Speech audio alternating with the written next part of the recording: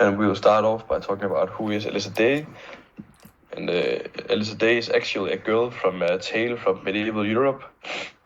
And some people claim to have seen her ghost wandering the riverside with blood running down the side of her head and with a single rose in her hand. Yes, we'd like to talk about the color and symbolism of the video. Throughout the whole video, the color has a sort of old, blurry tint to it to give the video a sort of old vibe as if it was shot in the 90s. Yeah.